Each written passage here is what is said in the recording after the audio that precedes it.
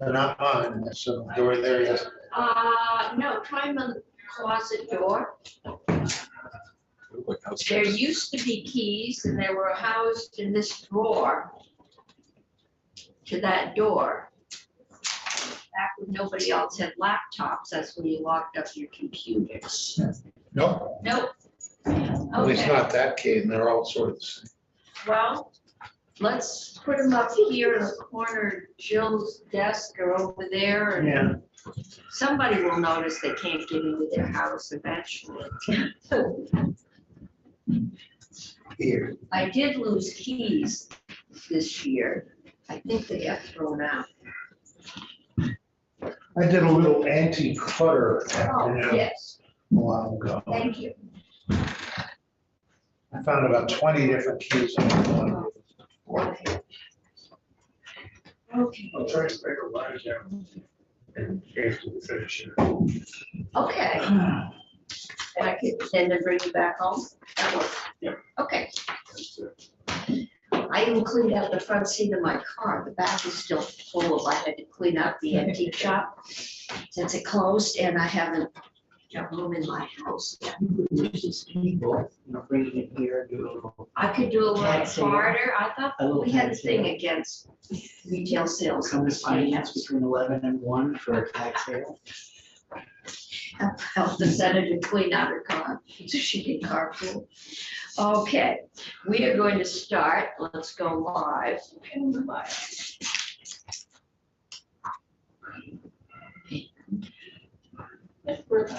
We are live. This is Senate Finance.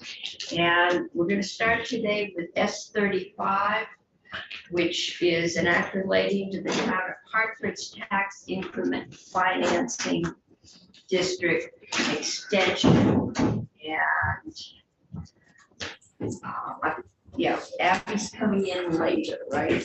So we've got Gail Ostra. She's remote. I'm Abby. She's. Okay. There she is. Okay, so welcome. And this is the second one of these extensions, but that was 2 years ago, or maybe a year ago. So why don't you just tell us, I know you have one automatic, or one extension you can get from the veggie board. Is that correct? And then just explain to us what you need and why you need it. What happened? Sure. So I am Gail Ostrow. I am the acting town manager for the town of Hartford. My normal job is to be the finance director for the town of Hartford, but I'm filling in the meantime. I also have Lori Hirschfield here with me. She's the director of planning and development. And we're here today asking for an extension on our debt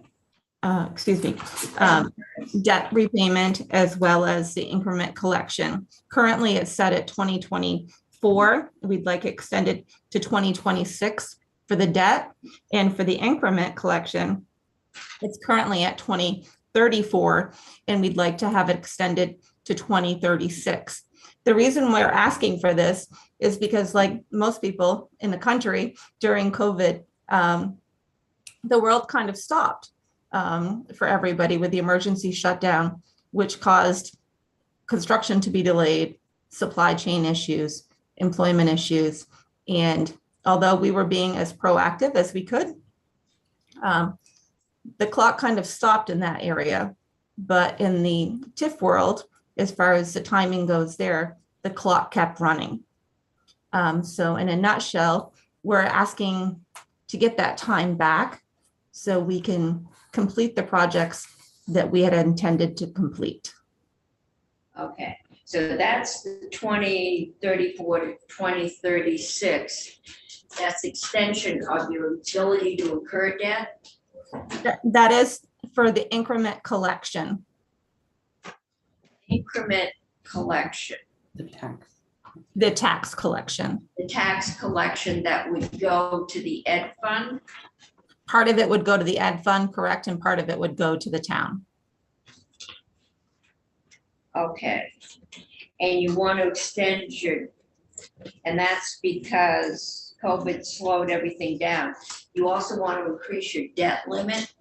We don't want to increase the debt limit. We just want to extend the debt date. So from 2024 to 2026. We're not asking for any more funding for any other changes, just for those two timelines to be changed. So that's your ability to incur Debt.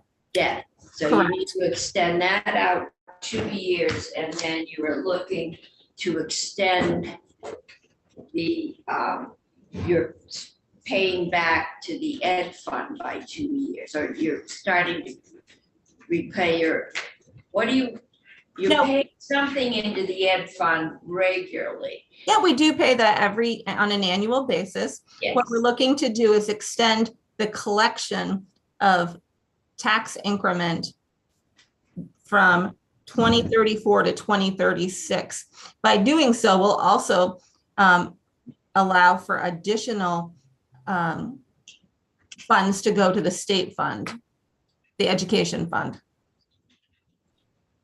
So we're, right, so, yeah. Lori might, I understood TIFs pretty well.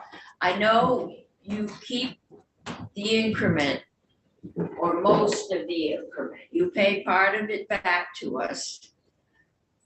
But after 20 years, we get, well, all the state portion of the increment. Are you asking to extend when we will get full payment, whatever's through the ed fund, from 2034 to 36? So if I may just clarify a little bit of that. The 20-year period that runs for the collection of the tax increment currently, it always starts with the first debt, and that's was in 2014. So for us, that date was set for 2034. One of the reasons why it was set at a 20-year period from the first debt is that typically when you go into debt, you do for a 20-year period, and that's what we have chosen. Because the timeline for our implementation of the full $13 million that was approved in our TIF district plan in 2011, because of COVID, that time period for implementing that the multiple improvement projects that we had listed in our plan has gotten significantly stretched out. And what we're asking for is to, as the projects timeline have gotten stretched out more, the ability for us to collect the increment that we thought would be available at this time and through 2034 has gotten stretched out. So the development that was going to be improved, private sector development that was going to be generating that income, that development has not come forth as quickly. And one of those stumbling blocks has been the delays that we experienced from COVID. It is the major stumbling block because we have, to the best of our ability, continue to work on projects even during the past 3 years. We have incurred debt. We have gone to the voters for authorization for that debt. Now we've actually thought we would be further along, but every year COVID raised its ugly head and impacted our ability to go forward with projects. So currently, that increment that we thought was going to be coming in at this point of time has gotten stretched out over a longer timeline. There is a true-up process that's part of the TIF program. So when we have finally completed incurring the debt for the $13 million plus financing that we were authorized for in 2011, there is a true-up process that occurs with the accounting, and then we calculate what our debt is, how much money we will be collecting at the end of that. And if we don't need any of those funds to pay on the debt, that does not stay with the town. That goes back to the education fund. So we're not asking for any more money to be reserved for the town. We're just saying it may take a longer period of time for us to collect those funds because of the delays that the town as well as the private sector are experiencing as a result of COVID. And we are about 2 to 3 years behind that timeline right now. And that's why we are asking for the 2 years. Okay, why don't you tell us a little bit about your project? That's what I thought you were asking for, so. Right. So our projects, if you may, we did send along a narrative this morning that hopefully was posted. Okay, for you. It should be posted then on our website, is it? Right, and that It is on is, the website, okay. and within that, there is a map that identifies the boundary of the TIF district. And within that, you'll see a number of, it's several properties. We're talking about 126 properties. So within that, there are areas that are highlighted in color, and those are principally the main areas for redevelopment in the district that we basically thought would occur. And we've had a little bit more than that, and some of them have not gone forward at this point because they were expected to be implemented probably in the 2020 to 23 period. And because of COVID, they have not gone forward. So we have gone pretty far along in the implementation of it. Of the 13 million, we still have 1.13 million to actually get voter authorization. We still have about 1.8 million to bond for funding for debt. And so we've done a pretty good job of getting there. And all we're asking is just that little extra time to finish the job, finish the projects that we're working on for ourselves as well as the private sector. Okay. And What kind of projects are you? a lot of it is in the ground infrastructure and above the road. That's really critical in order for the private sector to do their improvements. So you're doing, I assume, water, sewer, utility. Water, wastewater, stormwater, roads, sidewalks, walkability, lighting, safety features, you're naming it, we're doing it. We're doing upgrades of our parking lots because they can't even circulate properly. We are making sure that it can hold paint. It's the simplest little things, but it really makes a difference. We just finished a project on the South Main Gates Street and North Main Street, $5.7 million to do all of that above and below ground. It is an excellent project, but it's in the core of our downtown and was critical for us to get those things done so that the infrastructure could be lend itself towards the private sector development. We're talking about over 100-year-old systems here. Okay, so what kind of private development are you leveraging? Well, so we've leveraged quite a bit of private development in terms of the valuation for the TIF district. It's gone up quite a bit. Our current valuation is almost doubled what it was when we started out in 2011. But we're not quite there yet. And like I said, we're at the last leg of it and we just need an extra 2 years to finish it up. Where our last big project is going to be a major development on South Main Street. The Hotel Coolidge and the Gate Street building is our next large project. And then we have another one coming online on Prospect Street. But those are the two main developments. And we have, we put the infrastructure in so that they could do that work. Okay, so you're doing the Hotel Coolidge, that's keeping it as a hotel? Well, those are things that they're working on right now in terms of the final designs, but actually one of the things that was the biggest challenge for them is moving forward with the project because of COVID. They're in their final stages of coming up with concept plans and the layout and the design, and we'll hopefully be seeing that in the next year. Are any of your projects housing?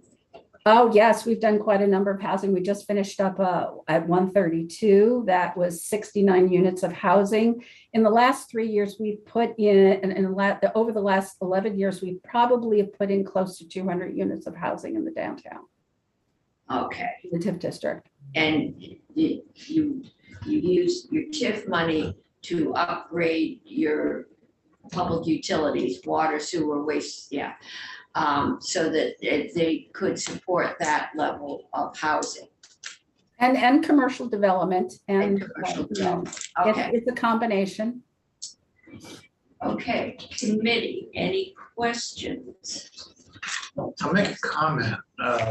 First of all, I want to welcome the Hartford people. They're Dick McCormick, one of the senators. Senator Clarkson and Senator White are both aware of this project and are working on getting you help with that. And in particular, Senator White, who is a Hartford resident. I want to just tell the committee what a remarkable renaissance White River Junction has had. The town of Hartford has several villages, one of which is White River Junction. And people think that that's the name of the town. And its character is historically, it's called a junction because it's a railroad town. And the Hotel Coolidge is directly across the tracks from the station and still has that kind of 1920s railroad feel about it. The town was quite dilapidated and shabby 30 years ago and has been involved in a long-term resurrection so that now it's a success story. It exploits its closeness to Hanover and Dartmouth people who decide they want to get where people's feet are more on the ground than the academics. And it has a great little theater, good restaurants, and it is a town that's well on the way back. And it didn't happen accidentally. It's been a real effort. The Hotel Coolidge is owned by a guy named David Briggs, who I think now is capitalizing on some financial successes. But for 20 years, I would say that place stayed open because he refused to fail. He had no right to succeed, but he just and dedicated to the town. And I think it's self-evident the whole effect of COVID on any kind of project. Everything was put on hold. And I think it's entirely reasonable that the Hartford is not late on this because they neglected it. They're late on this because of circumstances. Okay. Senator Schumer. So I have some experience with TIFs from South Burlington. They're complex, they're time consuming, but they're also extremely effective at targeting growth where we want it to occur in our downtowns to reinvigorate. South Burlington's had to have extensions before, so this makes perfect sense to me. And I don't know if we've done a lot of these, but it seems to be an easy one. Okay. Any other questions? Senator McDonald. Do you also have bank loans or your TIF projects? Yeah, well, we actually work through the bond bank and also the revolving loan fund, the state revolving loan fund. Those are the two main sources of funding. Have they granted extensions for them? I'm sorry? Have they granted extensions or forgiven payments because for the reasons that you're asking? So they haven't forgiven any debt based on the reasons that we've given. During the time frame of when COVID was happening, they suspended interest payments. And so they were only requesting principal payments during that time frame. During that time frame, we did pay the full amount though. So is this request asking to be forgiven interest payments on money that would go to the ed fund?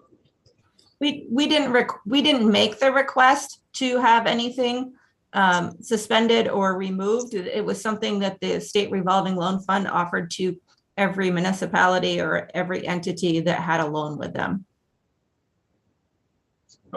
So as a result of this request,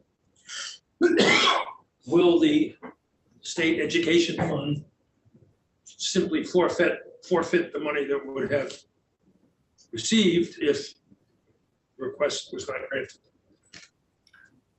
I think what you're asking, if the increment period of collection of increment is not extended, by that not being extended, there wouldn't be funding deposited into the state fund. Is that the state ed fund? Is that what you're asking?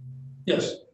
Correct. So Right. do you understand what they're saying? Yes, I understand what you're saying. So I think it's an analogy that I think I'll give that'll clarify it for myself as perhaps other people too, is that we said we wanted to collect $13 million plus debt cost. Our plan was for $18 million. At the end of the day, we're not going, if that's what we end up having, plus expenditures for incurring the debt, we're not asking for anything more than that. We're just saying it may take us longer to generate that revenue that would benefit the town and benefit the ed fund and benefit the TIF districts. But we're not going to collect anything more than that. It's just going to take us a longer time to collect it. And we want that additional 2 years. If we don't, we may only be able to collect a portion of what we had anticipated and was approved by VEPC in 2011. Madam Yes. Judge, I'm trying to understand whether the delayed payment to the ed fund will the ed fund be made whole at some point, or is that money simply gone? No, it's if we don't need it to pay debt, it goes back to the ed fund. Eventually, all the new value, I assume if we give you the extension so you can finish up the projects that you've run water and sewer, basically, so that these projects can be built, because you need water and sewer for that many housing projects, which some of us are, that serve in the housing committee are acutely aware we need.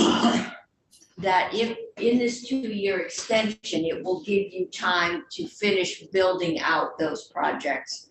So in the long run, the state will receive more, would be my understanding. If you can't finish that building, then we won't receive that it won't be there, so we won't get any tax on it. That's sort of the, yeah, that's a good summary. So, Madam Chair, forgive me for sticking with this, but there are payments that would be due to the ed fund that you're asking to be postponed for 2 years. Is that correct? So just to clarify, if the development does not occur, none of those funds are going to go into the ed fund. And if we're not able to extend our debt period, it may influence the ability of someone to be able to us finishing off some of the in downtown improvements.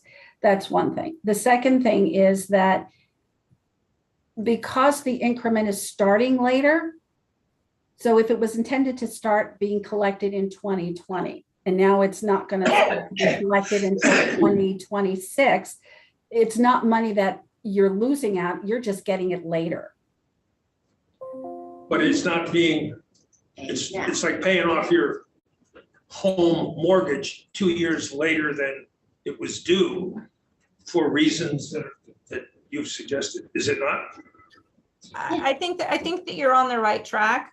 It's the increment, the ability to be able to collect the increment has been delayed because we don't have the development to give us the increment, the tax. And so the tax not only benefits the town, but it benefits the ed fund. So I think that you're on the right track. It's just delayed. It's kind of as though you're trying to build a house and you can't move in for 2 years because for whatever, supply chain reasons. And so your bank says, okay, we know in 2 years, you're going to be able to move in, you're going to be able to have a great job, and you're going to be able to start making all of your payments. And if that doesn't happen, then obviously you're not going to be moving into your house and making payments. But in this particular case, if we can get the development done and be able to collect the increment, it's a win-win for both the community and as well for the ed fund. The ed fund's even more at the end of the 2 years. Okay, I'm watching the clock. Madam Chair, Yes. it has been suggested that the ed fund is being used as a state bank for the projects like the ones that you're doing. And when it comes to paying back banks, they don't usually forgive you the last 2 years of actually making payments. They may have you make the payment 2 years later, but they don't forgive it. And that's the point I'm making. We are very likely to approve what you've asked for, and you can thank your senators for having suggested this. But apparently you're being treated differently than you would be had you borrowed the money from a bank. So can I just clarify one thing? I hope that we're trying to say the same exact thing, that again, if the developments don't get done, there won't be tax increment to be collected. And so both the town and the ed fund would be losing out on it. And we, the town of Hartford, are not using the ed fund as a bank. It's like I said, I mean, development equals increment, which increment is tax collection, which is a benefit to both the community and the state. So I want to make sure that we're clear on that, because it's not as though that we have not been making payments to the ed fund or doing what we're supposed to be doing. It would be a massive benefit to this ed fund and the community if we can get this development completed and have the increment / tax collected. Okay, I'm gonna call a halt because I have one more witness and I'm out of time, and we've entered into the world of true beliefs. Some people believe all of this would have happened without TIFs, and some people believe it wouldn't. And facts don't change those beliefs. I'm gonna hear from Matthew Sherman, just because you've done the first round of vetting on this project, and maybe you can fill us in. Sure, so I don't have any slides or That's fine, documents. just tell us Thank you. the details, what, So I did, sorry, for the record, Abby Sherman, Executive Director for the Vermont Economic Progress Council. I took some time and went and I looked at Hartford's last phase filing, which was filed and approved in 2020, just prior to the pandemic, before everything changed. And they had amazing plans to do all of this. These public infrastructure improvements, all of this private development was going to happen. They had 47 million, I think I'm saying that correctly, of new private development that they were anticipating. With TIF, there's always additional private development that just happens that you weren't expecting. So that is just what they were anticipating in their plan.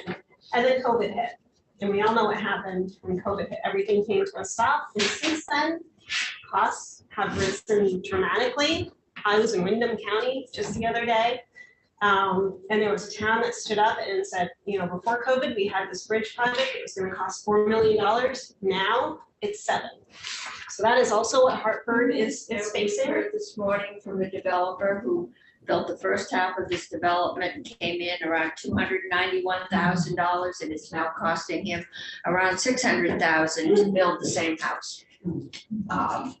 Yeah. So it goes supply chain. So it's affecting everyone, every corner of the world. Supply chain issues, increasing costs, finding contractors, and that is what Hartford is facing. And it's what they've detailed in their annual reports to us in the last few years. So their public improvements they had anticipated would happen in a certain time period have not happened because of COVID. But your private developments are not going to happen until your public improvements are in place. So of course that is also stalled, which means the grand list values are not increasing to the extent that they thought it would have at this point, which that in turn means they're not getting the level of tax increment in that they thought they would get to incur all of the debt that they intended to and repay. So they need to run more infrastructure, water and sewer essentially. So that, and when you say private development, is that housing, commercial, a combination? It's a combination, mixed use buildings, and Hartford could provide you with much greater Okay. detail on what those private developments would What's still waiting out there, and how sure are you that it's going to happen given the increasing costs? I'm sorry, we were hearing some crackling in the background. It was a little bit hard to make out your question. Could you Okay. please repeat that? What kind of projects do you have planned? if you put in the water, sewer, whatever, and you've got some public and commercial and different kinds of projects, what are they and what kind of surety do you have, given the cost really of construction, that they're going to happen with a 2-year extension? Okay. So typically what we do is we try and tailor our debt service of when we do things to what we see coming along. And you can see, well, Abby can just, seen that, but so we have some improvements along the North Main area and along the South Main Street and Gate Street block. And we're just talking White River Junction. This is in White River Junction. Okay, I just have, when you say the town of Hartford, I have a very different image than when you say White River Junction. Okay. It's our downtown White River Junction Village. There's a core block area there, and that's where the next set of development is anticipated to occur. Some of the improvements that we have recently completed will provide the necessary infrastructure capacity that was not existing prior. This has made it possible for the private developer and the property owner to begin to get more concrete in terms of the redevelopment plans that they will have for their building. That is what we are waiting on. We also have some stormwater improvements that we need to complete around that block area for storm drainage. That is a necessary component of the redevelopment of that block. We have not put that, and we have not incurred the debt for that yet, although we do have voter approval. And then there is another section along the North Main Street that we have as part of our program for redeveloping properties there. There are some housing, older housing units in that area along North Main Street. Again, that will be a benefactor of any infrastructure improvements that we do. They're at a lower scale. Those are ones that were anticipated would potentially be redeveloped. And again, with these stormwater, wastewater, and water line improvements, it will enable those projects to have adequate infrastructure as well. So again, we're just trying to gain back the 2-3 years that we lost on our timeline for implementing private sector improvements as well as the public sector improvements. But some of them have already been put in place in order to support the projects that have been delayed for the last 2 to 3 years. And if the private sector doesn't incur, once the it'll be 22 years is up, the town taxpayers are on the hook for the payment. We are, and one of the things is that we make a projection. We put that forth to the VEPC board of what we anticipated being needed for infrastructure for the Gate Street block.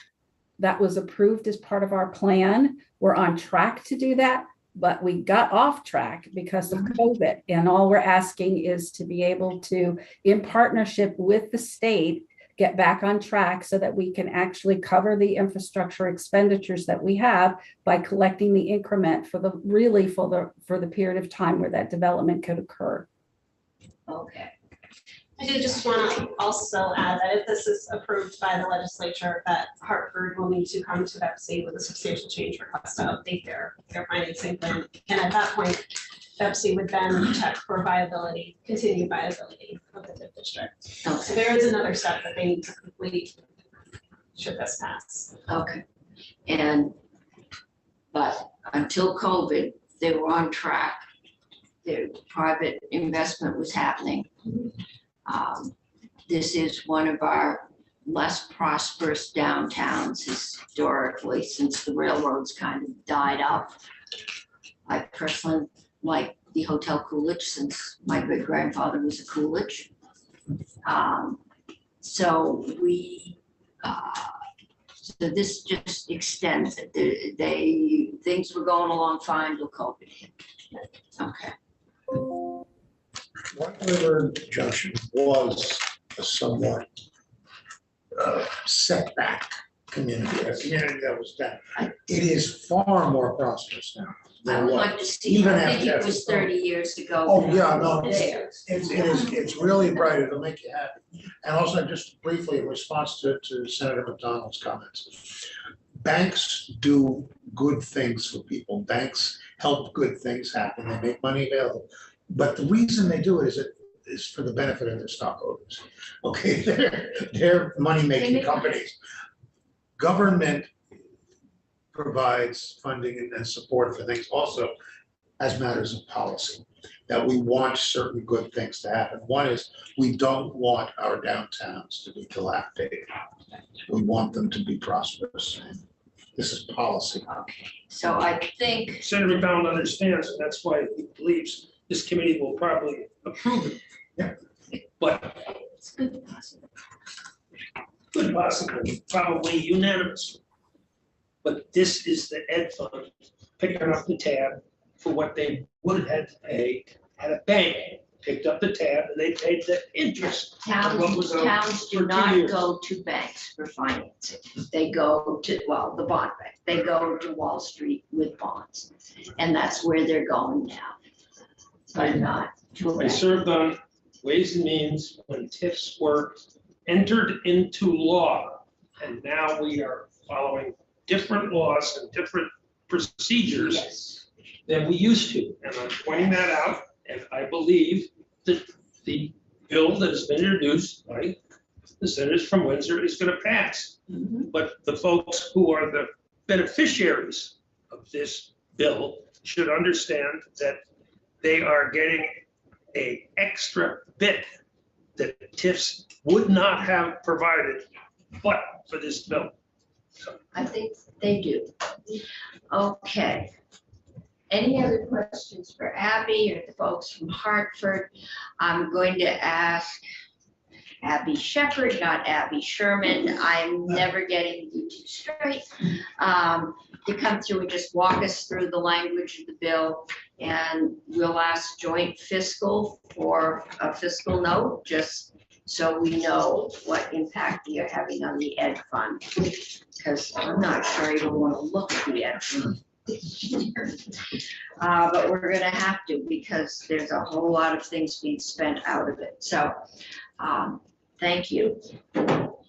And we are going on to S60, thank you. You can Thank you very much. out, it'll be next week unless I can sneak Ledge Council in to walk us through it, but we won't be doing any voting until next week. And I know, I'm hoping, I've got another TIP extension being drafted, and I was hoping we could maybe do them together, but it doesn't seem to be gonna work that way, so. It'll probably be next week. Thank you so much. We appreciate the opportunity to speak with you. Enjoy your afternoon. Bye-bye. Okay, Tucker is here. And Senator Chittenden, do you want to just tell us what this is? And this is S60 local options taxes. I thought I'd set the table a little bit. I just want to start out by saying that last fall I started working on this bill, and then this January it was revealed to me that Senator Keisha Ron Hinsdale was also working on the same bill. And so that's where we merged together. So if you don't mind, I'll say a few things, then you can tell me where I'm wrong. So, I just introduced it last session. You go ahead. I don't think they'll have anything to do that. very good. Did it make it out of, it did, out of And the the box? box. Did it make it out of there? It never went anywhere. Okay, I thought it landed and it never went to the box. So it's got did it come in here, then we passed it? I'm Oh. pretty sure, they died in the house. So it's got two pieces, and I thought we'd talk about them separately. I think the first one is what was already introduced, and maybe people are already familiar with it. And I just also want to recognize another senator is struggling with this very issue in more community in his district, so I'll bring that up at the end. But what this would effectively do is, since the Wayfair ruling that we're all quite familiar with, that now communities can collect the sales tax that they would otherwise have to pay if it's online. That sales tax is now actually collected by the providers, Amazon, so you all know all that. There are still communities that don't have a 1% options tax. South Burlington does, so this doesn't affect South Burlington at all. South Burlington, when somebody buys something online, they pay 6%, and then that 1% is collected by the state. The state takes 30%, puts it to pilot, and then the other 70% of that online sales gets routed to the community. So South Burlington, just as an example, to contrast this to who this will help, this bill, gets about $3 million total in rooms and meals taxes, as well as sales taxes, that 1% options tax each year. And it really helps their $24 million budget to pay for the roads for the commercial activities.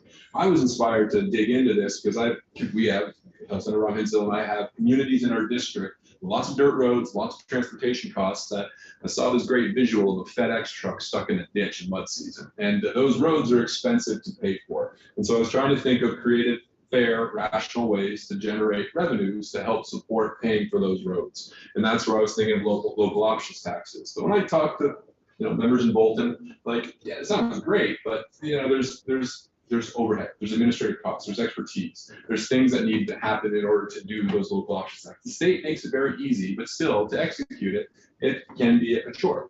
What this bill proposes to do is it still empowers the voters. Any community, and if this were to go through, Jericho, Bolton, in my district, other communities like South Hero, if they hold a vote for a 1% options tax and don't already have it, my understanding, Tucker, I'm looking at you to see if I said anything wrong here. My understanding is this would just take away the last step of having to go through the legislature. So if the voters of the community don't have a 1% options tax and they want to generate it, they want to have what South Burlington has, effectively for the communities without commercial centers, this would be taxing their online sales. So they would be voting to tax themselves. So maybe that's why they might not pass it. But if you have communities or households that are having lots of things shipped to them, using those roads that need to be plowed, need to be paved, need to be maintained, this would be a way to just make it one little step easier for those communities to enact the 1%. See, that's because right now, you pay a percentage to the state to administer it.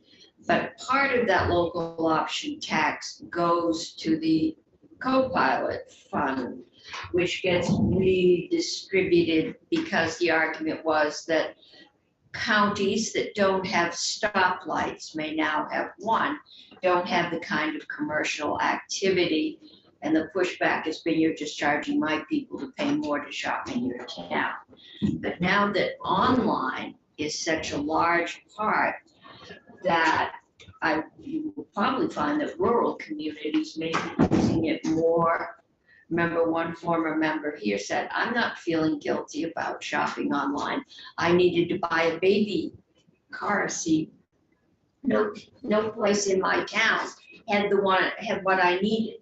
The only place I could buy it was online. It is. And, cities replace towns, department stores replace the little stores, malls replace the department stores, and now we've got online. They need roads. And they need roads, to get things delivered, and towns have expenses, so, that really does makes smaller towns have a stake in being able to do this. The example I just want to put out there because it is actively South Hero conducted a vote a year or so ago, and they used, and this is I'm going to keep watching Tucker's body language, they used the language that's applicable for what I think has been deemed gold towns before, and that was not the right language, and so that vote it was for a 1% options tax. So right now, this bill doesn't fix South Hero's problem. It could if we wanted. Well, they could redo it. But they need to do a vote actually changing the charter. But what this would do is that if they do a vote with the right language, they would not have to, for the 1%, come through the legislature, and they could just start 90 days later collecting the 1%, well, actually 0.7%, because the 0.3% goes to the state and so on. So that's just an example of how a small community wanted to do this to generate a fair, rational collection of revenues to pay for roads and other municipal infrastructure. But because it's complex, they just used the wrong language. They had a vote, and now that vote is not helping us. And having had the experience of coming to this building on 2 separate occasions and not even being able to get the municipal charter change enacting one of these rules taken up. It took I don't even think in my 6 years as mayor, I think it was 4 years that Montpelier wrote out 2 separate cycles and the legislature wouldn't even talk about it.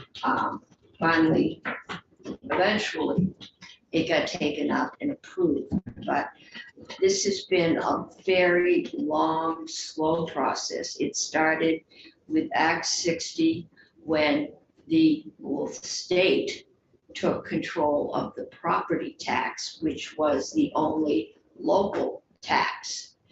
The locality said, we should be able to use your tax since you've taken ours.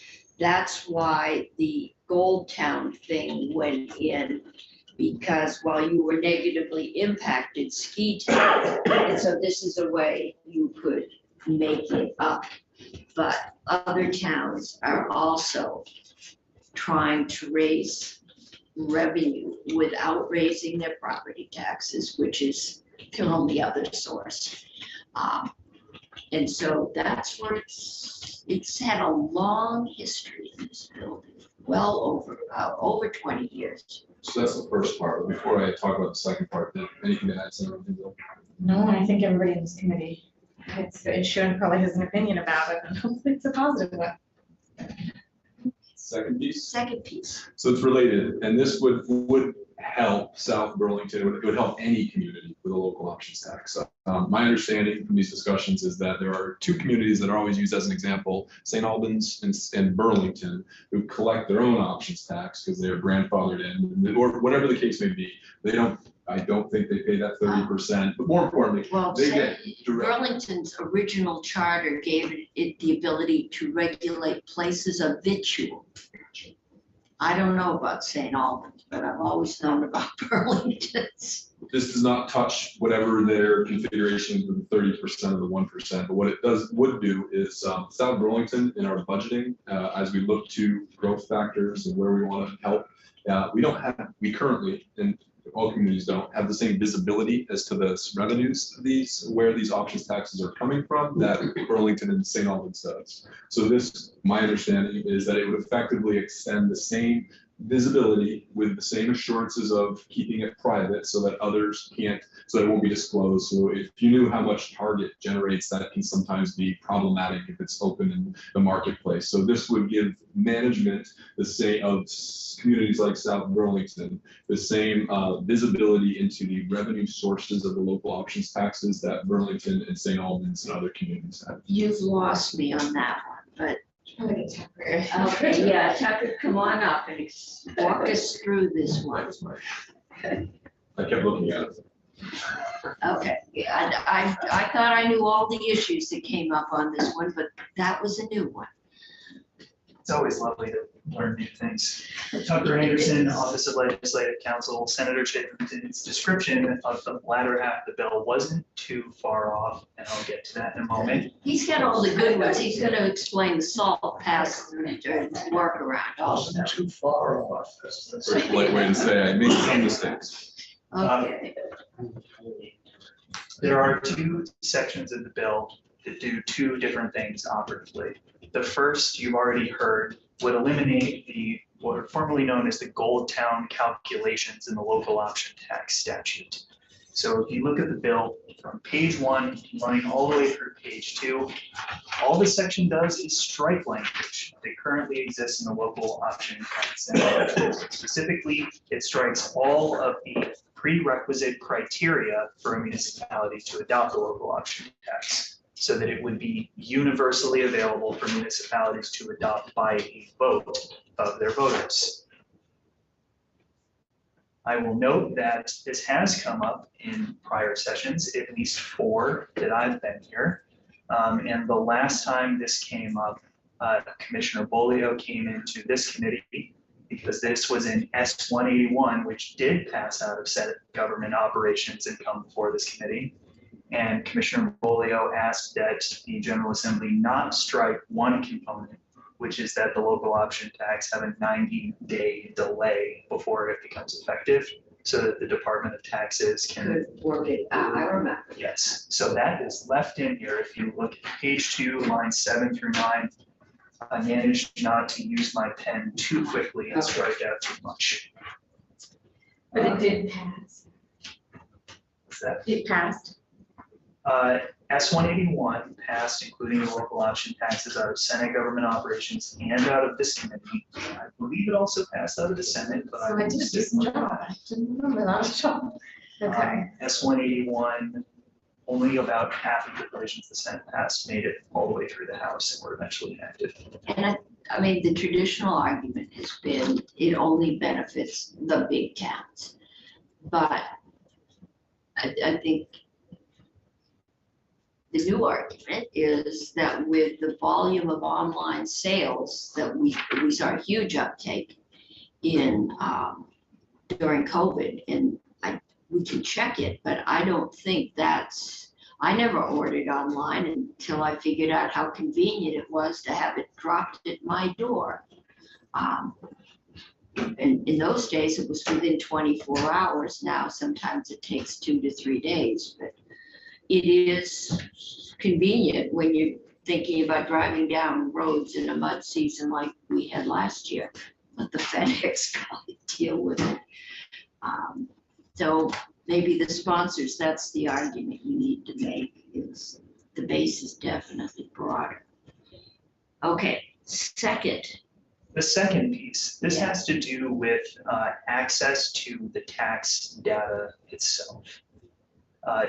So tax return information is by default confidential, particularly information that would identify individual taxpayers. Yes. So that means that for many communities, besides the ones that Senator Chittenden described, when they attempt to actually see some of the data that would be useful about their community's local option tax, they might get aggregated data that is not useful, that doesn't tell them anything about terrestrial versus online sales. They might not be able to see what sectors of their local economy are producing certain amounts of local option tax revenue.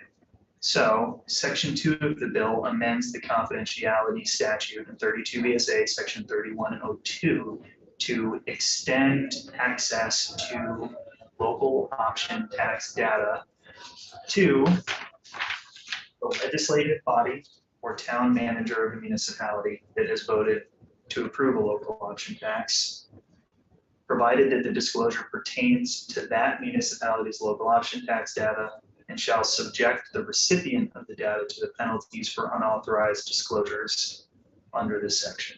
So the same penalties for unauthorized disclosure that currently apply to the Department of Taxes would also apply to these town managers and legislative bodies that are accessing this data. We need to have the Department of Taxes in. Because this is the first time that one's come up, and I know it is difficult to crack that egg. And I'm not sure that we want to, so. From the perspective of a records officer for a public agency, it is very difficult sometimes to parse out what information will identify a party and what will not, and the default is to protect privacy. So that is often why a community that may only have a few retailers would receive just completely aggregated data, because otherwise the data would identify how much money each. Well, we know you can't be told how many billionaires we have or anything if there's less than 10, because it can be aggregated, not aggregated. Disaggregated? Yeah. And you can figure out which kid in your school is likely the one that's having the problems. So, I'd just say this second piece, I wanted to better understand it. If there's too much complexity here and it's just gonna open up a can of worms, I'm fine with also just scrapping it. It just. this bill has taken so long to make its way through. I think we'll see how controversial it is. Well, just a question for the sponsors as to what's the purpose of this, or why is the information needed? So council I served with, Councilor Tim Barrett on the City Council of South Burlington. He has constantly brought this up for the last 7 years that I've served with him, and I really respect him. He has a great approach to it. As what we have struggled with as we look to the $3 million that comes in from the state, it has been unclear as the Wayfair decision came into effect over the past few years, how much of that was coming from online sources versus in-person sources. And so as we prioritize our commercial districts around the U-Mall, around Wilson Road is in dire need of additional resources. We kind of wanted to factor in how much commercial growth is actually occurring that should be redirected of those dollars back into those spaces. Maybe that's not a good thing. Maybe this is just us wanting to have a better idea of where our money's coming from so that we can plan accordingly. It just has come up multiple times that we also were under the impression, maybe this is where I was off, that Burlington and St. Albans do have this visibility. We just want what St. Albans has because There's an existing provision that does allow for the disclosure of this data to municipalities that administer and collect their own local option taxes, right? Because they're standing in the place of the Department of Taxes in that context. All right. So this amends the same subdivision and says But that for everybody else, they are not administering their own. correct, the Department of So the Taxes. state can give you aggregated, like in Chittenden County, I assume, or the greater Burlington area, this percentage is online, this percentage isn't. But they can't. that's where it came from. So we will hear from the Department of Taxes on that and get that going. Any other questions for Tucker? Okay. Yeah, right on time. Under Chittenden talks really I fast. do. I don't have any. You're such a fine share. I can understand him, but I talk really fast. Those evaluations is the #1 comment that I I really- talk too fast. That's how you get the most in. Okay, 2:30, we are waiting on joint fiscal. Pat's here. And Julia's here. I'm not used to seeing people behind me. It's a new world. Okay, come on up. Like, Julia's here remotely, I just let her into the. Okay. And this is, again, part of our just anticipating some really rough weeks around crossover. Trying to pay for all of this.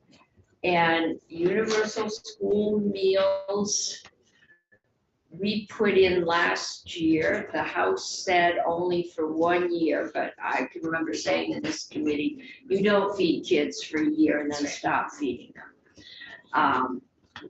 And we were told that we were grossly underreporting. They thought the number of kids who were eligible for federal assistance and that the schools were all going to make this big push and get this new income form out, and that we were going to pick up all these kids and it wasn't going to cost anywhere near, was it 29 million we put in last year? And so a year has passed and the study has happened. And Patrick, tell us where we are. Well, we're gonna kind of break this up into 2 parts. So Julia's gonna start by walking through the costs and our cost estimate for this year, and then talk about any, all of the sort of property tax implications that could have, if that's the route to go. And then we'll totally switch gears and talk about, other things that are in the ed fund that we can talk about for potential funding sources. So we have some slides, and I'm going to share my screen, and Julia is going to control me remotely when she wants to go ahead. Okay. Okay, first one is up. There we go. Okay, Julia, the slide is up and the floor is yours. Thank you, Madam Chair. For the record, I am Julia Richter with the Joint Fiscal Office. Sorry to not be in person today. I was feeling a little under the weather, so I didn't want to pass on anything I might have. We appreciate that, and that seems to be going around. Something about coming into this room seems to sicken witnesses. Well, I'm doing okay. And so Pat set the stage nicely. I'm just going to walk through the universal meals estimate as well as the education fund. I know that the committee is well versed in this, so I'm going to stay pretty high level, but feel free to interrupt me with any questions you might have. So we're here on this slide 3, just reminding the committee that the Ed Fund is funded through, the 2 buckets of funding, the non-property tax sources and the property tax sources. So non-property, that includes things like all revenues from sales and use, and the portion from purchase and use, meals and rooms, profits from state lotteries, some other smaller funding sources. You just call those also rent. I mean, there's a whole bunch of very small contributors, but the big ones we usually play with. Yeah, so we see blue and greens. Yeah, so we see here the 2 green boxes, those are the property tax sources. So you see that the non-homestead property tax is the largest funding stream for the education fund. And then there's the net homestead property tax. So that's the homestead property tax that's taking into account the income sensitivity. And I do want to remind the committee, and really for folks watching at home, that the property taxes are ultimately adjusted based on the level of expenditures coming out of the education fund, as well as the performance of the non-property tax sources. So unless there's any questions, I will move to the next slide, please. I'm not seeing any, so. Okay, so this is a review. I know I was in the committee, I think last week, talking about universal meals. But just to remind you that there's really 3 primary factors that drive the cost of a universal school meals program. There's the overall student participation rate. So that's really how many kids are eating meals in school. And of course, a higher participation rate leads to higher costs for the state. There's also the percentage of participating students who are eligible for the federal free and reduced price meals program. And also, as you might expect, the more students that are eligible for the federal programs, that means increased federal funding coming into the state and less dollars that the state needs to make up to cover the cost of the universal school meals program. And lastly, there's the difference between the meal reimbursement rates that are coming from the federal government and the actual per meal costs. So depending on that difference, that drives, what is the difference that the state is making up between the reduced price or the free price and the paid price of the meals. Okay, do we have any data on that? Yeah. Okay, good, because we talk a lot about farm to school plate, but it'd be interesting to know if that was part of the increased cost. Yeah. So I did think that you were talking about data of the 3 factors in general, which was my excitement because it really led me up to the next slide. But with respect to the difference between the federal school meal reimbursement rates and the actual per meal costs, it depends on how you look at it. And I would encourage you to take testimony from Rosie Kruger, the director at AOE of the Child Nutrition Program. She's really the expert on universal school meals and the school meals programs, but there are reimbursement rates that are published. What's your last name? Rosie Kruger. Okay, we will get her. Yeah. And Jill, if you get that name. Okay, good, thank you. And I'm happy to connect Rosie and Jill if that's helpful. Yeah. But I I will note, and this does go into our modeling, which I'm about to talk about, but that difference between the reimbursement rates and the per meal costs, that's published by the federal government, and it's published annually. So those are some of the numbers that we have going into our model to estimate the costs. So Pat, if you could move me to the next slide, please. So we're looking here at the estimated costs for FY 2024. JFO estimates that if the program, the Universal School Meals Program, were to continue in the same structure as it's currently established into FY 2024, that it would cost between 26 million and 31 million. And this reflects the potential changes to the primary cost factors. AOE published a report in January that talked about the preliminary data that they got from October of 2022. So you see here in the table a couple of the assumptions that were used to make this estimate. So we looked at, how many students were eating in October of 2022. That was the first year, the first month of the program.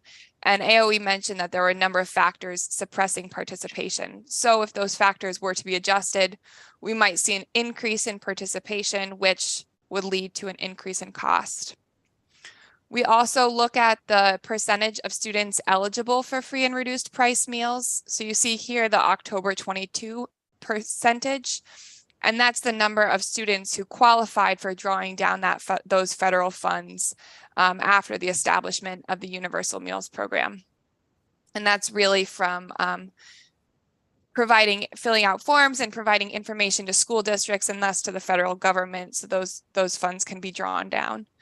And we have the fall 2019 percentage here really as a proxy, because there's a pilot program for the state of Vermont that they're entering into that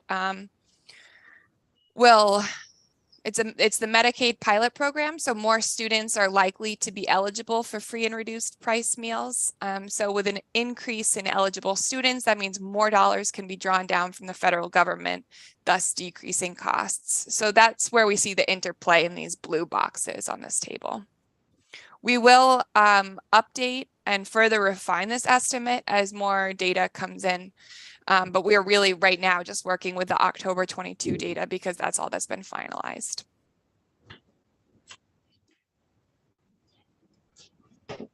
Actually, things go, that's pretty recent data. Yes, it is recent data, and it is the first month of the program. So it is subject to change, but it is also pretty in line with the estimated cost for this year, which if all else holds equal is around 27 million, according to the Agency of Education, as well as our preliminary estimates last session and the appropriation of 29 million. Are there any more questions about or comments about this slide before moving forward? Not seeing any. Okay. So this is my last slide. It's really just to remind the committee that, as you're aware, property taxes are adjusted to ensure that all education expenditures are fully funded. So if there's no adjustment to the non-property tax revenue sources, then any additional costs in the education fund will be funded by property tax revenues. So all else equal, if a Universal Meals Program were to be put into the education fund with no adjustment in non-property tax revenue streams, we estimate that this would result in approximate increase of 3 cents on both the homestead property tax rate and the non-homestead property tax rate. Okay, how much did we lower? We adjusted tax rates downward, is that right, last year? Yeah, that is correct. So last year's yield bill did decrease tax rates. Ways and Means is just starting to take testimony now on this year's yield bill.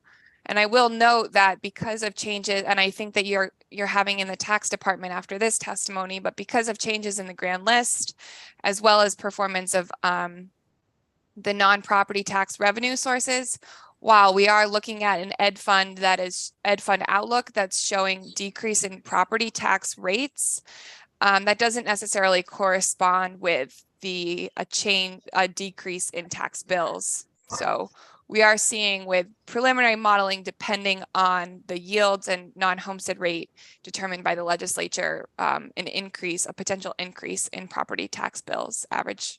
That's what we're trying to figure out with property valuation, is what will be the impact on individual taxpayers of the basically huge increase in property values. And I'm assuming that these sales tax revenues are going to start to level out at some point. They're down, I think, right now, but one doesn't tend to keep buying at pre-Christmas rates for the first few years of the month till some of those bills get paid off. So we may see that readjust, but okay. So other levers moving out there, housing values and stuff, that $29 million plus or minus is basically a 3-cent increase on the property tax rate, which, and even with declining rates, it may not, they made that because of a higher base. It's not necessarily equal a declining bill. Could be equal or larger. Okay. Okay, Patrick. Yeah, so if we are good there, we can kind of start to transition to what the charge of the report was. So this was from last year's report, and enabling legislation asked us to look at potential revenue sources to fund this program from places that are not ordinarily used for general fund purposes. So what we did for one thing that it called out specifically that it wanted us to look at was a tax on sugar sweetened beverages. So that one is going to be an excise tax that we'll look at, meaning that it's taxed based on quantity or volume. This is also something that was looked at to pay for childcare. Yes, it was, and you'll find that. Well, I don't want to spoil anything, so I'll save it. And then the rest of them, because other taxes like meals and rooms, purchase and use, those are split amongst different funds and would require some maybe more consideration than the sales and use tax, which is 100% going to the education fund. This report opted to focus mostly in that arena, given the relative simplicity there. So we'll look at beverages, candy. We've already talked a little bit about pre-written software access remotely in this committee this year. And then other adjustments either to the sales tax rate and the base, which some of the information here may look a little familiar to you. So the first one, we built a model to estimate what you could expect from revenue from an excise tax on sugar sweetened beverages. This has been proposed in the past, so we were able to use that as our kind of groundwork. And in the past, mostly looked at between 1 cent or 2 cents per ounce. So 12 ounce can, about a penny per ounce, 12 cents makes sense, right? And so because these are excise taxes and the way that they're sort of collected, it's at the distributor or wholesale level. So when your gas station goes and buys some more soda to restock their wares, it'll be paid at that instance. They're going to be paying 12 to 24 cents more per can when they buy it. Or if which it's will get passed on to the consumer. Yeah, that'll be a decision by the retailer whether to pass on all of the cost, part of the cost, but it won't show up on the. So when you go and you buy it from the cash register, it won't show up on your receipt. You'll see the sales tax on there, but you won't see that wholesale level tax. So people won't notice it costs more in Vermont than in Hampshire. Will the sales tax be applied to the price that includes the excise tax? So the price that the retailer sells it for, that's what, Whatever they built it into the price. right, to whatever extent that it's been built into the price, right? And just using sort of past iterations, you know, this is sugar sweetened beverages are defined as any non-alcoholic beverage, carbonated or not, that is importantly intended for human consumption and contains any added sweetener. And this also extends to powders and syrups that you mix with water. Okay, so there's a lot of juices that have added cranberry juice. Sometimes they add grape juice to it. I assume that would be okay. Well, But so, if they added any, sugar, maple syrup, honey, anything like that to it, that would get it into being taxed. And I'm just waiting for Jim Harrison in his former role to come in here, because how does the retailer know if Switchell has what in it, as that's always been where this has bogged down. How, now we don't do a sales tax on soda, right? Yes, we do. Okay, so this would have to go to the same, probably for the sake of simplicity, be an excise tax on something we tax as sweet and soft beverages, which would probably leave out juice, right? well, so in this model, and just sort of how the policy has been proposed in the past, if you're talking about juice and it contains only 100% either fruit or vegetable juice, you know, the natural sugars that come along with that, that doesn't constitute added sugar. So I'm just wondering what they put in cranberry juice. I I have something to recycling thing. It's like the free fruit juice from the cafeteria. Yeah, well, you can do three, you can, I don't know if they it's add, natural. apple is a basic thing that gets added.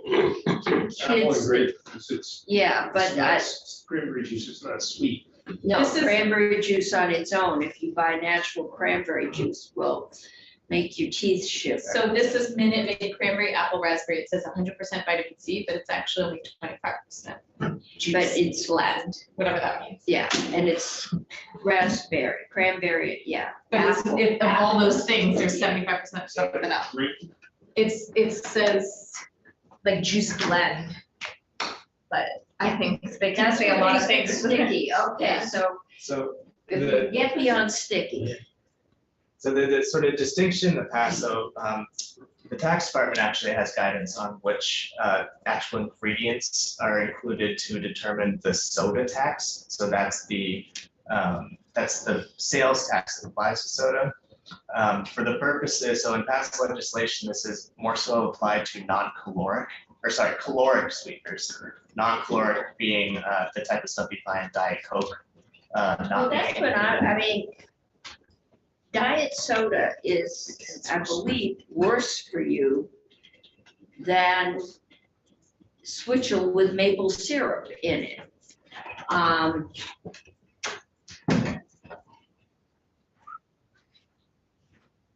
So we'll have to ask the tax department why, why wouldn't you do diet soda? So they, Because it's supposed to be healthier for you if you're diabetic. So it is captured by the sales tax that's applied on soda. It's just in this excise tax. Yeah. What we have modeled is only for caloric sweeteners, which is mirrored in past legislation. It is possible to sort of pull in the whole universe there. In the past, this has sort of been presented as like a sin tax, right? You're wanting to discourage certain behavior and move them maybe to substitute products. But Well, it's been an anti-poor because theory is poor people drink diet soda and get fat, and then we pay, yeah. I'm not sure I buy that, but the soft diet sodas now, anything I've read, has some potentially heavy health, more so for a normal, healthy person who's not overweight, who drinks an occasional soda. You would be better off drinking a soda with sugar than you would drinking one, name any one of the artificial sweeteners. I mean, this would be flavored water, I think. And Senator Bray just pointed out it's 100 calories and it has 52% of your daily sugar. It's really not good for you. I probably shouldn't drink these anymore. I think that might fall under sports drinks. Not flavored water, because it's vitamin water. I think that's the classic flavored water. I think you'd have to look at the ingredients listed to be Flavored sure. water might also be seltzer, or there's about 20 cans of different stuff upstairs that it's carbonated water and lime juice, or orange juice, or but no sugar. So, but there is a wide variety of combinations in here. So, okay. So I guess one thing I'll add is, so we're just in this particular estimate looking at those caloric sweeteners. I have been sort of twiddling around, looking at ways to incorporate diet. There's as solid data on that, but it can't be done. So if you want to look at sort of the whole universe at a later date, we could look at that. I'm thinking Senator Starr would really like it if we could do soy and almond nut milk. Maybe it would stop the bills to not ban them from calling it milk. But it would be interesting to find if those had any added sugar. I know that they do have, so from personal experience, I have gone to like a Dunkin' Donuts and asked for them to put almond milk in it. Yeah. And I haven't put sugar in it, and it comes back to me incredibly sweet. Sweet. So if you don't like your coffee sweet, which I don't ask for the almond milk.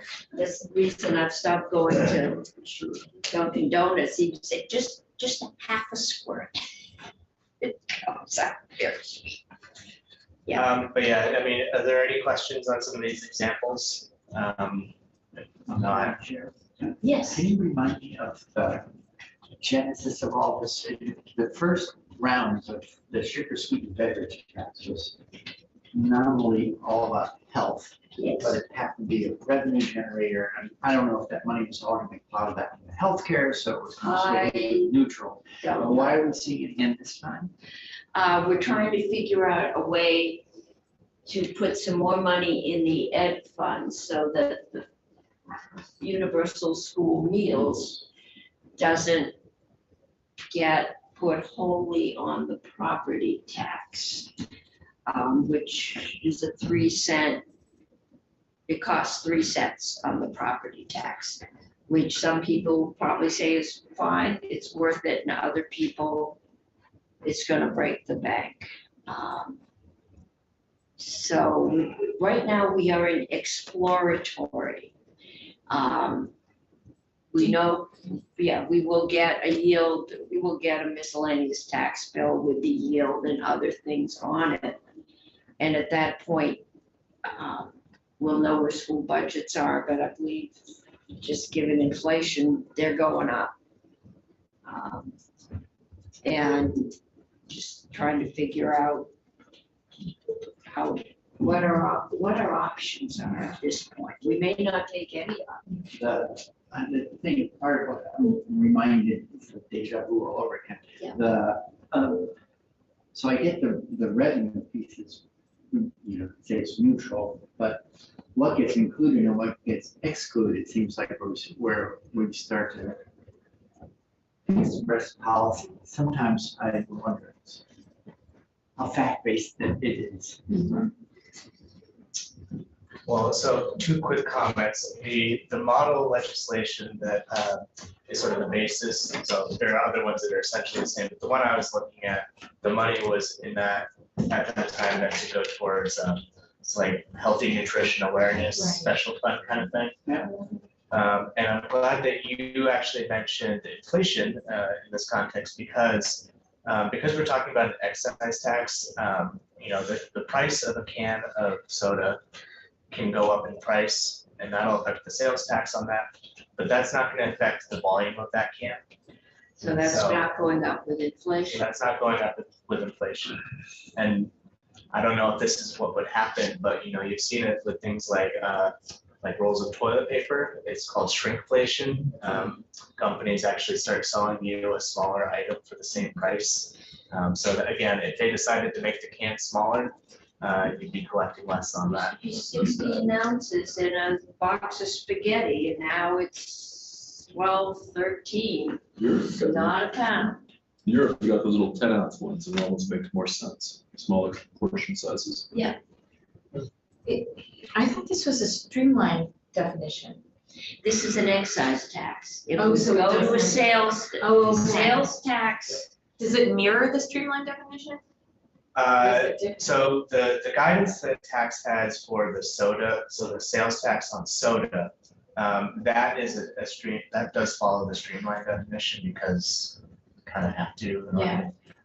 This one, I don't think it, I don't know for sure if it mirrors the streamlined definition, but you don't really have to follow it when you're talking about an excise tax, because rather than talking about this is our. sales taxes on the value of the good, we're just talking about a tax on Right. the quantity. Apologize. of it. No, I figured we didn't need to, but I thought it might be helpful Yeah. if we were mirroring We- this streamline. And again, the estimated amount of money this brought in just doing the sales tax. Because this is also looked at in the childcare, and I think it was 25 million, but that was the 15%, not your standard 6. It's an excise tax. So this would do 15 plus 6. Would essentially be a 21, for a 12-ounce can of soda, it'd be a 21-cent So tax on a can of 99-cent soda. I do want to make a comment on the 15%. I assume you're referencing the percent in the RAND report. Yeah, So that percent, so they followed the Philadelphia model, which we can actually skip to this screen. They followed the Philadelphia model, which is actually 1.5 cents per ounce. And the example they gave in the report, which sort of got you to 15%, was assuming you have a 20-ounce bottle of soda, and you know, you apply a 1.5 cents, you get 50. you get 15%. So really what it is in their report is that 1.5 cents. Okay, it's an per- excise tax. Yes, it's structured just like this. So there's no state that does this currently. There are cities that do it. Every city except DC does the same general construct where it's a certain amount of cents per ounce. DC, you can tell that they're not part of the streamlined agreement because their normal sales tax is 6%. They will be at 8% sales tax on sugar sweetened beverages. But are those all Dillon states or home rule states? Did they get their legislatures to give them permission to do these taxes? I am not quite sure what the answer to that question is. I might need to, DC is in a state. well, I'll yeah. tell you. Yeah, Yes, Yeah, I don't know how that sort of eligibility works in those states. Following up on that in your research, do you have any reason to know, or did you stumble across why no other state has adopted this so far, and we might be the first if we do this? So I have some hypotheses. I don't want to suggest that this is the result of a deep dive investigation on it, but you know, almost every state has a sales tax, right? There are a few exceptions, notably our neighbor. And so they have this existing framework within to, you know, decide whether to tax, you know, this type of product or not. Vermont already does, obviously. But also, there are some cases where, the states may not want to infringe on sort of municipal taxing capacity. I don't know if this is necessarily an example of that, but, I think for something like this, it's something you only see on the municipal level, potentially for that reason. Several of these are in California. And with the exception of Albany, California, that I don't think I've ever even heard of, I think most of those cities have a larger population than the state of Vermont. Philadelphia. So, Washington has 5 counties larger than the state of yes, Washington State. so what in landmass or population, yeah, it isn't any good sized city in this country. It's bigger than we are. But they are all cities, okay? So we're a big city state. Well, I guess I was just zooming back out that,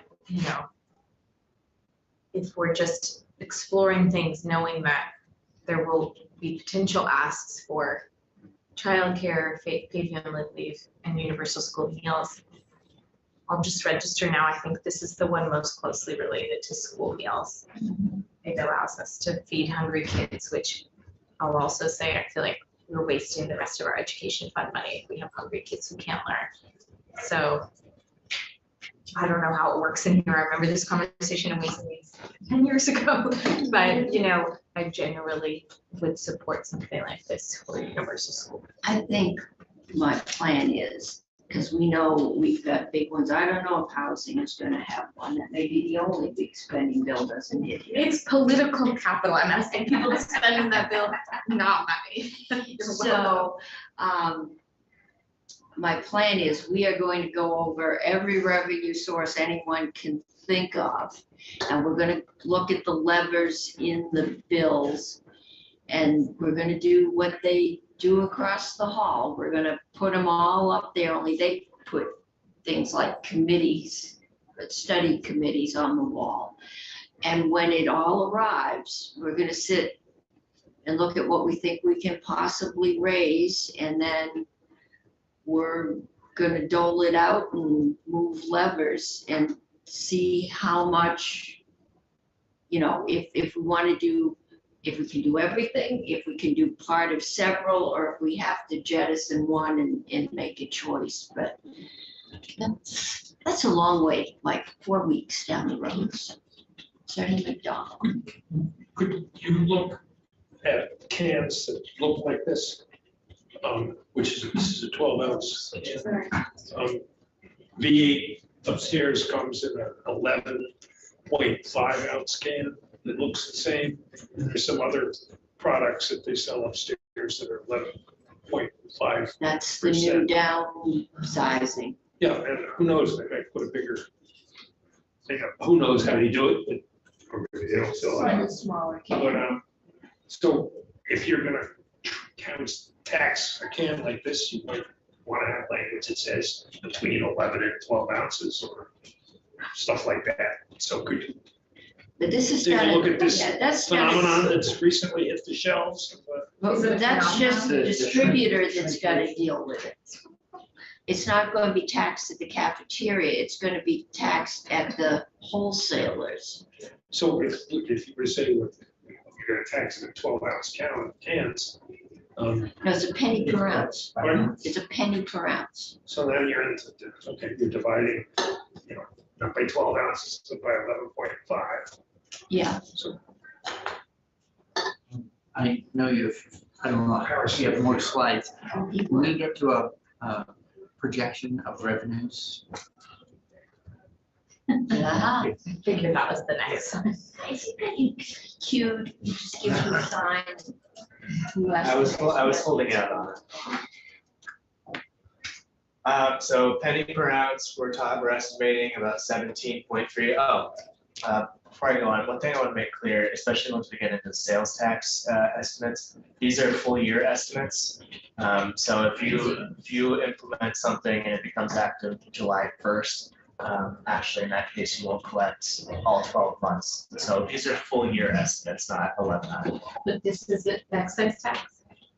This is still the excise tax. I just wanted, but so for everything we're talking about, it's going to be on a full year. School year estimate. starts July 1st, tax year, the property tax.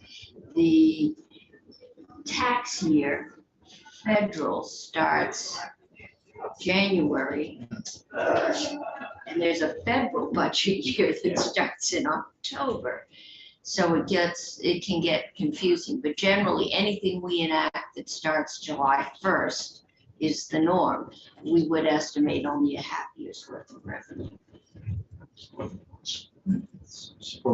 so two things is, there's a school lunch program, but the list of what's in and what's out, I think still has me a little troubled. I'd like to know what criteria we're using to decide which ones get included and which ones are excluded. And some of that's tricky because our impressions of what's healthy or unhealthy change over time. And how healthy or unhealthy is even what we're after. Or is it just there's a stream of beverages going through and we need revenue for a program to make things worthwhile, so we're just saying. Yeah, we will definitely have that discussion, and my years on health and welfare tells me there will be lots of advocacy groups in here explaining to us why we need to include lots of things. Before they commit, Madam Chair. Yes. Perhaps we could look at what other states have already done that fits into what's the sales tax for all. How did, yeah. No, this is an excise tax. So there are other states have Yeah. taxed these things and they have mechanisms. We don't have to invent one. We just need to copy the one that makes the most sense Yeah, for us. we can find out what's included in these other excise tax. Are they just doing sugar? Are they doing diet? Two had diet. Yeah, so the majority of them are only including sugar sweetened beverages. The two, Philadelphia and DC, do include diet or non-caloric sweeteners. Okay, so it's been done. Yeah, so those two have done that. Okay. So the dividing line is calories or no calories, except milk and infant formula? Yeah, so like anything that's got sugar, that's got calories in it, that's what we're, so it's sugar sweetens, right? You know, that something like a Diet Coke, whatever it is that they use to sweeten that's non-caloric. That's not what's included in. That sounds right. The name sounds familiar anyway. Yeah, it's not, it's sugar sweetened, but I think in the past, I remember, maybe it was this one or candy, but we would take, maple syrup was in there and maple sugar candy, and I'll tell you how that flew in this bill. And you know, I think part of the reason for including milk in there is so like dairy milk is, my understanding is that, so when you take the fat out from whole milk, you're basically taking out the stuff that tastes good and they'll add a little sugar in to make it taste a little better. But I don't, I'm not a nutritionist or a food scientist. If we want to exclude soy and almond milk and cheese. So again, that would be a policy decision for you all. Okay. But right now, we're looking at, the Health and Welfare Committee will be up to their eyeballs in this if they get a chance. We're just looking at. I'll just say a few things. I should agree with Senator Ron Hinsdale, and I'm on the record in the campaign saying I wish that a gallon of milk cost more than a 2-liter bottle of soda, and I think we can use tax policy to achieve. Cost less? Oh, yeah, a gallon of milk should cost less than a 2-liter bottle of soda. I wish, no matter what it costs, that the farmer got more of it. I'm curious, in previous iterations, when this has come up before, if one of the reasons why it didn't advance is because we didn't tie it to such a, I would say, worthy cause of feeding kids. I mean, if that might help me, I think when people buy soda, if they know they're feeding kids in schools, I think that might make this go a little bit farther. So So I just want to be on the record, and I need to be convinced this is a bad tax. It seems like the right tax to feed kids. But I also want to just connect with what I said last year on the funding for this.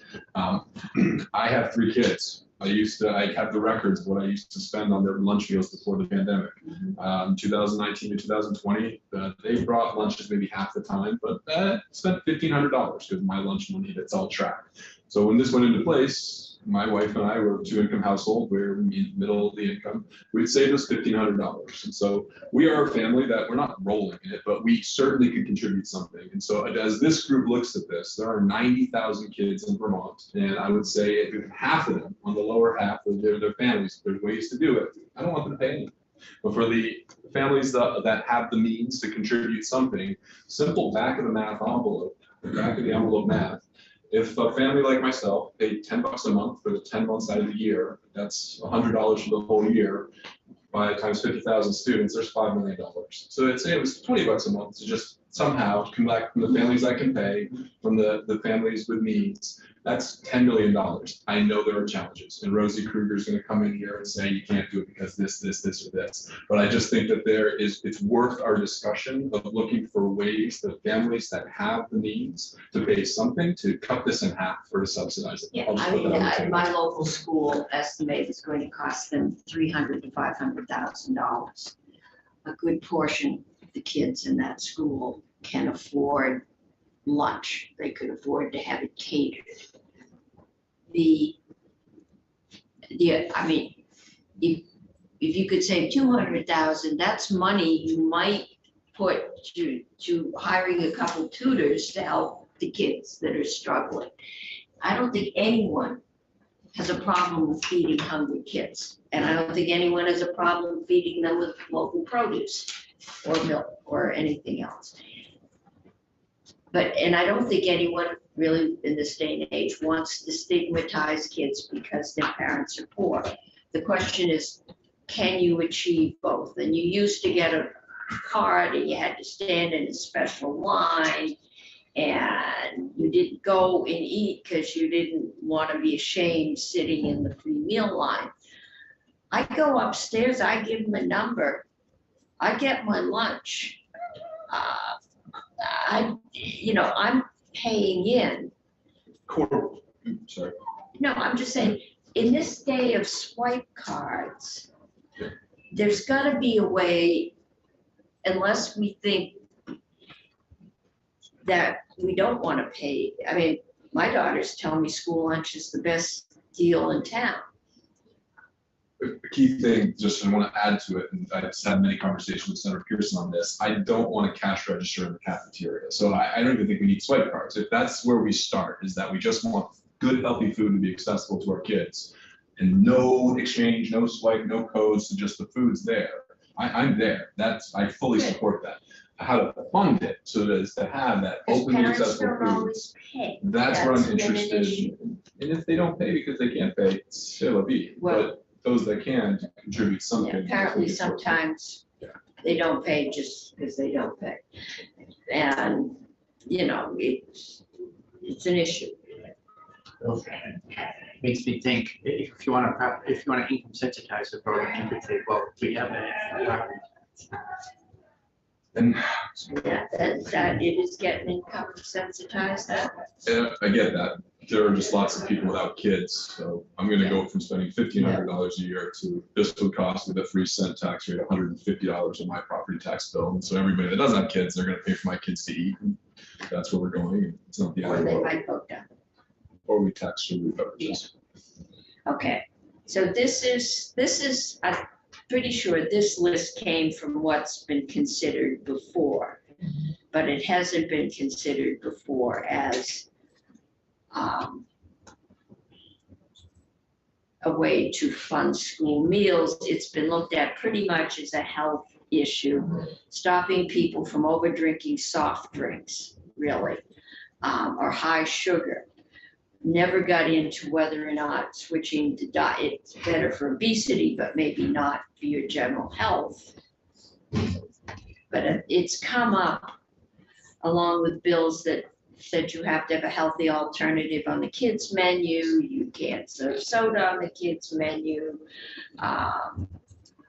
Some of them have been pretty far reaching into being a nanny state, and I'm on record of saying that in health and welfare. But there are groups that have definite focuses that want certain things discouraged. We're just taxing it. So we don't want to tax it all, but I think that's where that list has come from. It's come from previous, which was really had a different motivation behind generating the list. Okay, so we got sugar sweet, and I gather I missed the introduction of the candy tax today. We haven't gotten the candy yet. No, that's That's but next. I gather it has come in. So on the top, staying on the topic of sugar, as you know, Vermont currently exempts groceries from the sales and use tax, and candy is currently treated as a grocery. There are many states treat this in different ways. A lot of them treat it the same way we do, where it's groceries are exempt, but candy is treated as a grocery. Some treat candy different as a grocery. Some have no sales tax, and some tax groceries at a lower rate than the regular sales tax, and they tax lower for that reason. There's a big table in the report that shows you individually what each state does, but if you're interested, but yeah, so I mean, overall, there's 27 states in DC that apply the sales and use tax to candy. So that's just, again, getting at sort of, there's a kind of a broad variety of treatment for it. At the end of the day, either you're taxing it or you're not. And, you know, this is sort of an update of past, we've done estimates for this in the past. So this is really just an update of existing modeling that we've had. And we're estimating that in fiscal year 24, it'd be about $3.7 million. And again, that's a full year estimate. But is this the one where like Twizzlers have wheat in them and Butterfingers don't? And it's like, Kit Kats don't. yeah, Kit Kats aren't candy. this one's much harder, I think. I'm sure Reese's isn't because it's got peanut butter. Right. Are there not several states that have wrestled with these definitions of candy and already have them in law? So the definition comes from the streamlined sales tax agreement, and that's where the inclusion of flour suddenly makes it a grocery and no longer a candy. So yes, Kit Kat, Twix, that kind of stuff. But there is a streamlined definition of candy though. So you can then say within this streamlined definition, we're going to flip this switch on and tax it. If there were several definitions already in statute in other states, including streamline, perhaps you could present them to us and we could sample each one. Why wouldn't we do an excise tax on candy? Is it because they don't have the distributor system that drinks do? Soft drinks, I think, go pretty much, they don't get commingled with other things. There's a distributor that does soft drinks, or soft drinks and hard drinks, but I have a feeling that maybe candy just comes with, these guys make cookies and this and this and this, and you know, it's just one item in a big truckload. I mean, You can get anything from Amazon, right? They don't sell you anything. So. Yeah, but they have several distributors for candy. so what I remember when we did, when we looked at sugar sweetened beverages, is the whole debate around a sales tax has to apply to that item and excise tax can be spread around the whole store. So if you had an excise tax on candy, they could just spread the cost around on everything else. They can raise the cost of anything now? But if you, that was always the debate on a sales tax with sugar sweetened beverages, is you want people to know they're Oh, you paying want, yeah, more for you soda. want I'm not people to saying it's know a they're good being argument, but that was penalized for always the being argument. bad. They can Yeah. up anything they wish to at Yes, any they time can, they wish to right. do it. for But we, a reason that they might conjure up. You're not gonna beat them at figuring out that No, stuff. the Well, so idea usually say is- like 99 cents on them. it's the same reason we have where you have to post the calories in McDonald's or Burger King or any of those nationwide things. And if you consider the majority of people that probably eat there a lot are lower income. So every time I go and buy a burger at McDonald's, I've got to feel bad because there's the calories. But I can go to Sarducci's and get tiramisu and fettuccine alfredo and bread and garlic butter, and nobody ever tells me what the calories are. So my meal isn't spoiled. Some people go and look at the calories to see how, you know, what can I get that has the most calories for the least amount of money? Right. The reason is the thought that giving you information will stop you from eating those things. I don't know that anyone's ever followed up to see that there's been an increase in McDonald's salad as opposed to Big Macs. They may not, they used to. Can we see what other states have elected, are they elected to draw lines on candy and stuff like that? So I can look at every state that's also within the streamlined agreement is gonna have the same definition. But there are some states that I can look at, that are not part of that. It's not gonna be a majority, but if Vermont wanted to do something around that, around the sales tax, it would have to follow that definition. Yeah, we are not gonna get out of streamlined sales tax. And to your question about excise taxes and candy, I just want to kind of come back to this, discuss this briefly with the beverages. I think Julia referenced this a little bit, but the price of the food is a factor in how much it costs. So we've seen with inflation, the price of food's going up, but you're not going to be collecting any more money if it's an excise tax unless people are eating more candy in that sense. You might. So. Yeah, so you don't have an inflationary or deflationary, prices go down.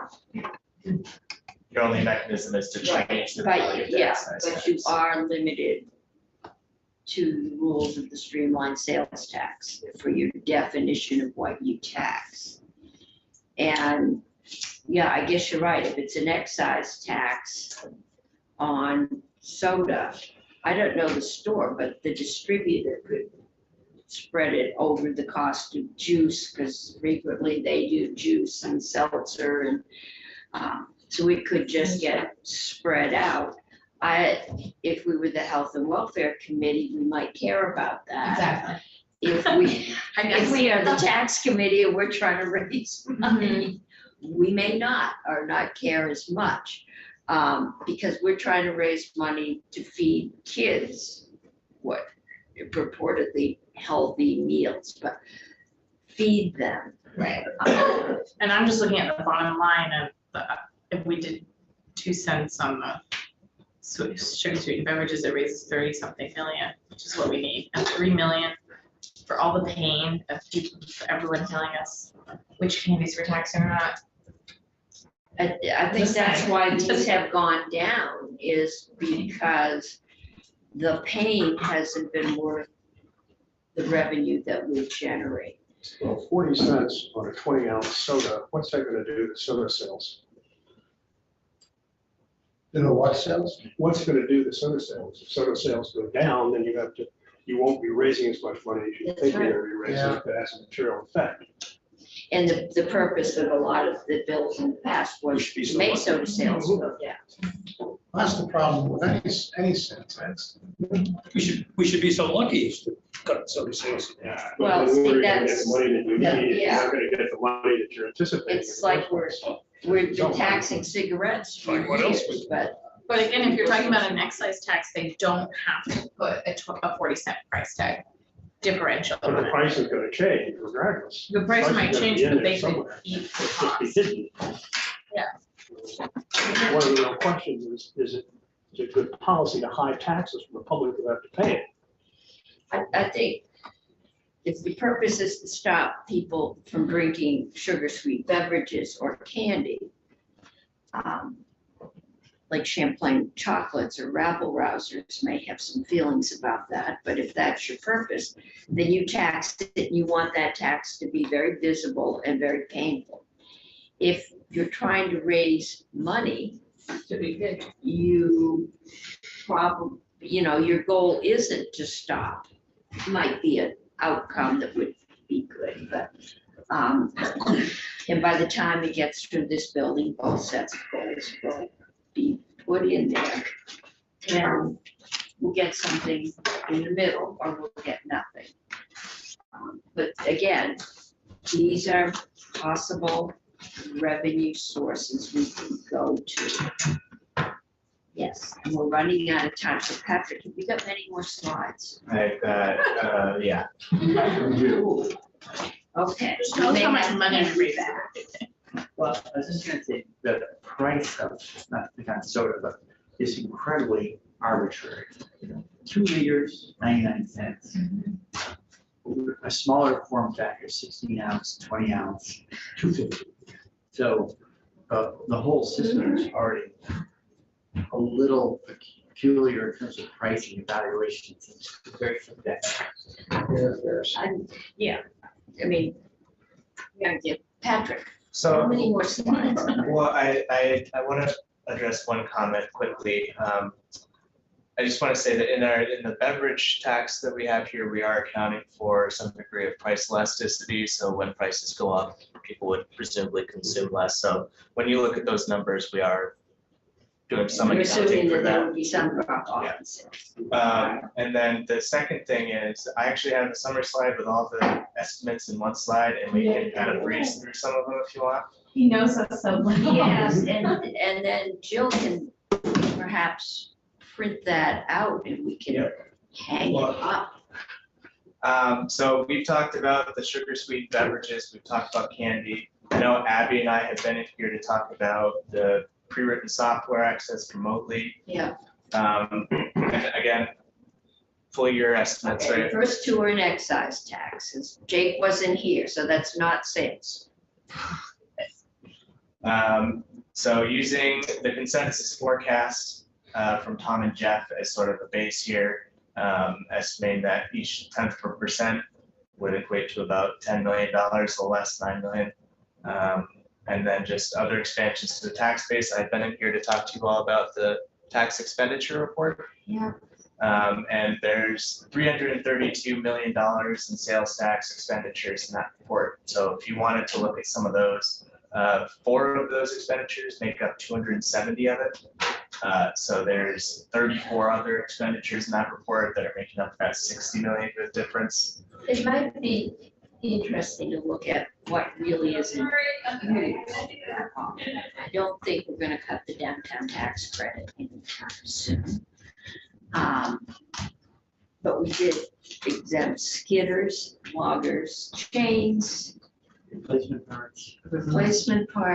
There were a whole lot of things that, for the logging industry that went in Well, that's it. just pre-COVID. It is kind of a tough double-edged sword, though. Something that's not well utilized, it's not really resulting in much of a tax. Tax revenue, no. Okay, The double-edged sword that tax twice as much. it depends on which industry and what it's gonna be. What is it for? I don't know So about it's the- groceries, That's not just clothing and per footwear, medical devices, or medical products, sorry, and then energy purchases for homes.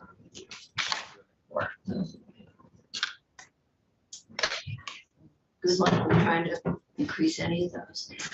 Okay, So that's everything, that's all the estimates in the report. In addition, there was Julie's sort of 3 cents, leading to about 30 million. so we need, Um, okay, all right. Jake, can you give us like a 5-minute break? Definitely. No, I think we need a 5-minute break. So, but that's what I got. Okay, thank you. We will have you back. This is just our first, we're gathering information. Yeah, I guess we could call that sales tax on energy, the affordable energy tax. Jill, we've got 5-minute break. Totally.